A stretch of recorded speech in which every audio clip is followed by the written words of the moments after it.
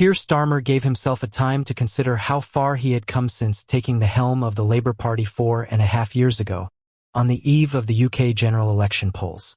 The party was still in shock after one of its greatest losses in its 100-year existence at the time. The optimist said it will take 10 years to fix this party and get it back. He told reporters ahead of a final rally in the East Midlands. The pessimist said, "You're never going to fix this party. It's never going to be in government again." He has now led the Labour Party to victory, on track for the biggest majority in Parliament since at least Tony Blair's New Labour landslide in 1997. The UK's presumptive Prime Minister has far outperformed the expectations of his chances when he took over from the hard-left Labour leader Jeremy Corbyn in 2020. Boris Johnson's Partygate scandal and Liz Truss's mini-budget, which tanked the pound, came at the tail end of years of conservative austerity that left deep cuts to many public services. All have contributed to the result we have now seen in the British general election. But Starmer has had his part to play too, demonstrating a quiet ruthlessness in changing his party, purging the Corbynites, even expelling Corbyn himself, and bringing it into a position to win and govern again. He'll now have to show whether those same skills that got him into 10 Downing Street will help him resolve a staggering list of challenges. Britons are bruised by the impact of Brexit, the pandemic, and a historic squeeze on living standards. His government faces a more dangerous world and has little money to spend on improving the situation at home without raising broad-based taxes, something he said he doesn't want to do. Despite being known as Sir Keir, he was knighted for his legal career before entering politics. The UK's new Prime Minister had humble beginnings, something he has been at pains to remind voters throughout the election campaign. He grew up, as he often recounts, in a semi-detached house in Oxted, a London commuter town in the Surrey countryside.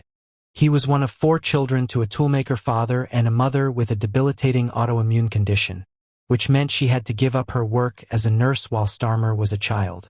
The young Starmer was given a leg up in life by attending Reigate Grammar, a state school, where he secured the grades to become the first in his family to attend university. He studied law at Leeds, graduating with honors, and got accepted to Oxford University to do a BCL, a prestigious year-long graduate law course. As a young man in London in the late 1980s, hosting friends into the early hours and writing radical treatises for niche left-leaning publications. But by day he was climbing the ranks to become a respected human rights lawyer.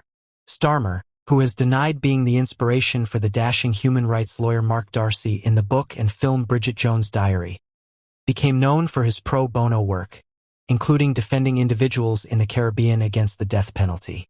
He had a brush with national fame for defending 2 activists, Helen Steele and David Morris, a gardener and a former postman, who sued for libel by McDonald's for distributing leaflets criticizing the fast food chain, in what became known as the McLibel case. He was appointed Queen's Counsel in 2002, a few months before his 40th birthday. The following year, Starmer took on a role that would rewrite his theory of change: human rights advisor to the policing board in Northern Ireland. His job was to ensure that the new police service, formed after the 1998 peace agreement, commanded the trust of all communities. Before this role, Starmer had seen himself as railing against the system from the outside. This was his first experience of going inside an organization to deliver change. He found this new way was far more effective. Following that, he took on a significant leadership role, serving as Director of Public Prosecutions between 2008 and 2013. The position placed him in charge of providing criminal justice in the United Kingdom, overseeing a massive organization of thousands of employees and lawyers amid a time of significant budget constraints. He spearheaded the organization's successful prosecution of top media figures for phone hacking and politicians for falsifying their expenses. The entry of the nation's former top prosecutor into politics came as no surprise. Following his resignation as DPP, Starmer ran for office in the safe Labour seats of Holborn and St. Pancras in the general election of May 2015, hoping to join Ed Miliband's cabinet as Attorney General. Rather, he immediately joined the opposition benches and became a part of a Labour parliamentary party that was in disarray following a shocking loss. Starmer progressed through the ranks of shadow ministers under Jeremy Corbyn to take on the role of shadow Brexit secretary. Starmer continued in the party, while others like Rachel Reeves quit or refused to work under Corbyn due to anti-Semitism. However, in March 2018, Starmer and his supporters realized that Corbyn would run for party leader when the time came because they were fed up with the anti-Semitism issue and his foreign policy positions. They met in private every Monday morning for almost 2 years to make sure he was prepared for a leadership run when the time came.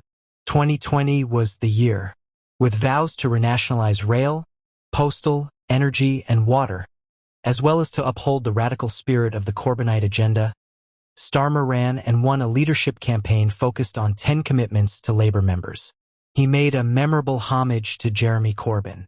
Since assuming the position of leader, Starmer has driven Corbyn out of the party, made anti-Semitism education mandatory, and rigorously selected and occasionally forced candidates who will submit to his authority. Motivated by Rachel Reeves, his shadow chancellor, and other close aides from the right wing of the party, he has imposed strict budgetary controls, abandoned nearly all of his initial leadership promises, draped his party in the Union flag, and embraced language of security, discipline, and patriotism. It has not all been plain sailing.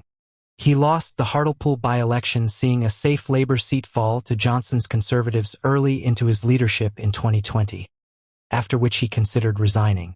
The experience saw him fire some advisors, appoint new people, and hardened his determination to overhaul his party.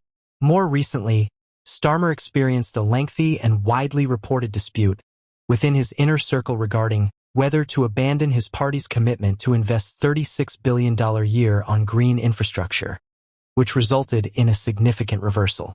In addition, he lost votes and came under fire for saying in an October LBC radio interview that Israel had the right to deny Gaza access to electricity and water. He later issued an apology for the remarks. The team of advisors around him has been referred to as a boys' club, accused of heavy-handedness in their purging of the Corbynite wing of the party and in their wider attitude to the party's elected representatives.